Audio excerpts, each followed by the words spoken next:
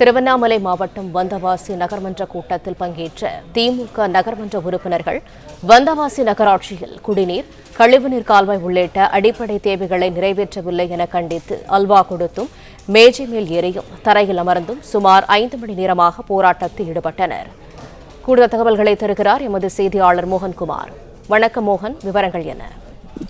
வணக்கம். நிச்சயமாக திருவண்ணாமலை மாவட்டம் வந்தவாசி நகரமன்ற கூட்டமானது இன்று காலை சரியாக 11 மணி அளவில் நகரமன்ற தலைவர் ஜலால் தலைமையில் துவங்கிய நேரம் முதலே பொதுமக்களின் கோரிக்கையை நிறைவேற்றாத நகராட்சி அதிகாரிகளையும் மற்றும் குடிநீர் பிரச்சினை சரி செய்யாத அதிகாரிகளும் கண்டித்து பெண் கவுன்சிலர் ஒருவர் வரும் நபர்கள் அனைவருக்கும் அல்வா கொடுத்து வரவேற்றார்.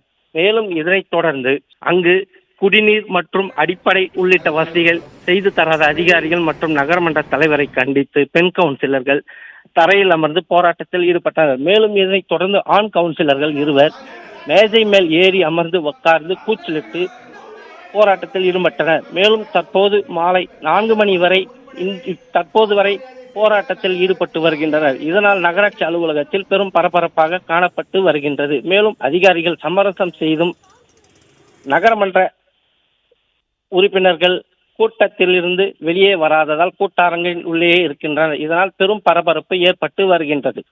பிளே ஸ்டோர் மற்றும் ஆப் ஸ்டோரில் இருந்து பாலிமர் செயலியை QR கோடு மூலம் பதிவிறக்கம் செய்யுங்கள். செய்திகளை உடனுக்குடன் பெறுங்கள்.